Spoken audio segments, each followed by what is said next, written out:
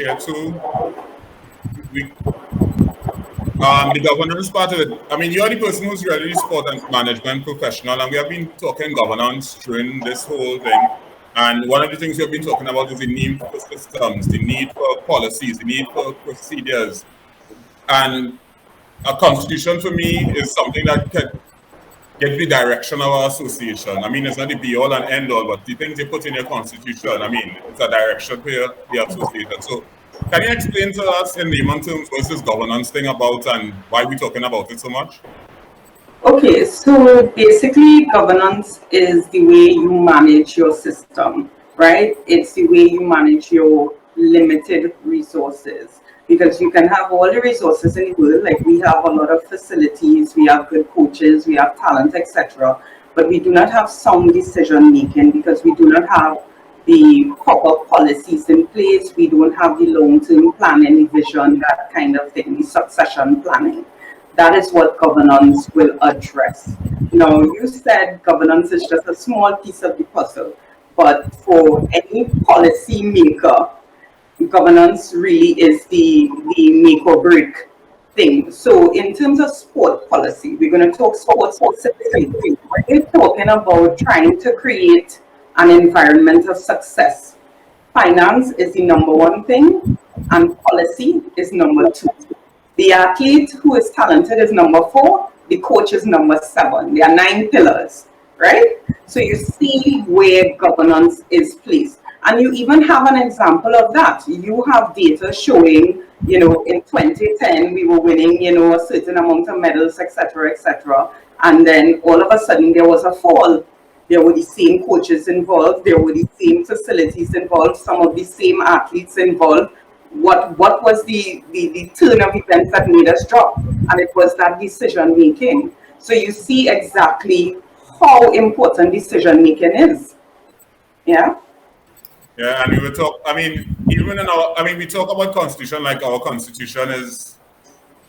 I know the constitution needs to be updated, but the constitution has things in it that we used to do, like council meetings on a regular basis, swim committee meetings, treasurer's reports, minutes for meetings used to come out so you could have planned. And these are things are currently entrenched in our constitution right now, which do not apply or they do not happen as regularly as it should. Right. So it's not like we didn't have some guidelines to operate with, right? And even with the constitution, that probably our constitution now needs a lot of updating, but those things that you spoke about, the progress that we had did happen even though we had the old constitution. We had elections between 2004 and 2008. We had elections every single year. And I think all that adherence to rules, the governance definitely cut. And the putting in our systems, we put in a secretariat, we put in qualification criteria meets, all those things went in and you saw it attributed to success. Right, because coming out of that decision making, there would be an action taking place. And because we're not even having the decision making, there are no actions taking place. So that is the issue that you're seeing happening now. And more so that COVID is in the mix, you need to have more consultation. You need to be talking more because it's such a fluid situation that, things change so often that we have to be on top of everything. And that's not happening. There's no communication taking place. Pools are closed right now. What are people supposed to do? What is going to happen when pools do reopen? I know Sean has been talking about it. I saw someone commented, what are we going to do to get the youth back into the sport, those kinds of things. Those are decision making. Those are decisions that need to be made. And those decisions take place at the policy level. When you start talking about running for an executive position of ASAT, we are now talking at the national level. You have left the dynamics of just being in a little pool over in South or in the East. You are now talking about the national level and the trajectory that you are going to take the country and the athletes of that country. This is not something, and this is what has always perplexed me in terms of an ASAT election, that a decision of this magnitude, somebody could just jump on the day and decide to run. Where is the decision making? So you're trying to say only when you come into office you are now going to make the decisions. When you come into office, you're supposed to already have your plan and just supposed to begin consultation with your membership and effect that plan. You're not now supposed to be planning. So to me, that is, I am perplexed by that, and I am perplexed that people vote for things like that. You're buying cat in bag. Like, you don't know what you're getting, but you're voting for it. Like that. How are we going to move forward with that kind of behavior? And I agree directly governance. We could just look at the election per se and governance as it relates to the election, right? And you talk about not having a What nomination, governance? not having a nomination period, Right. not having somebody who's nominated sign a form before, right? As I explained to somebody, if I see anybody walking on this side of the road, as you imply, I could tell them, hey, I start having a meeting, let me go and put up somebody, let me pop a slate. You could do that too.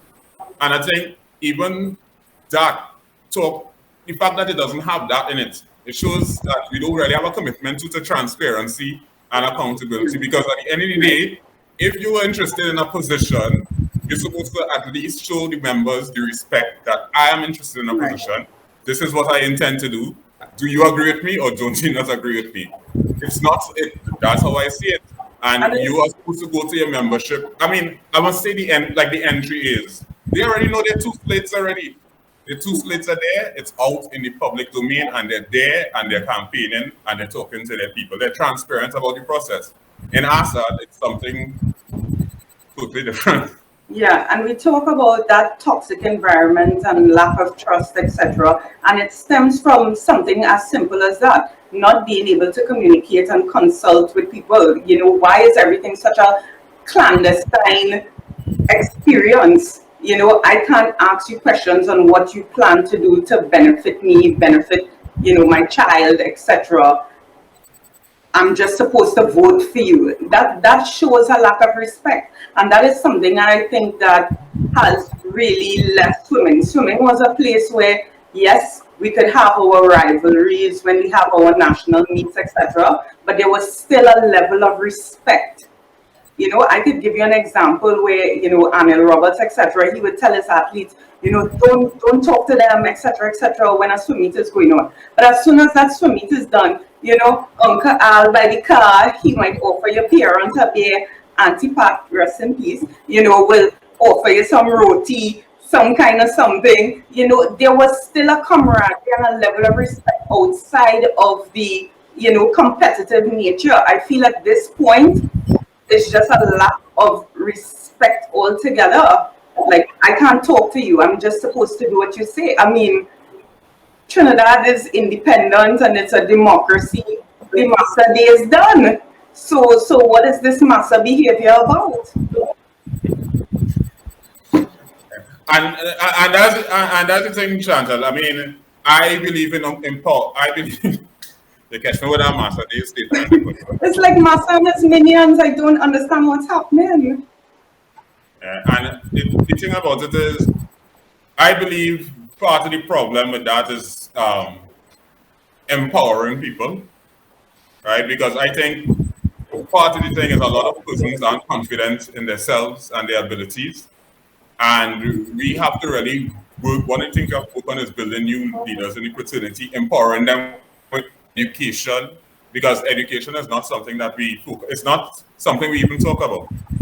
And making coaches, for example, to make decisions based on swimming and based on they have their confidence in their ability that they don't have to rely on popularity or, as you say, massa to get things done.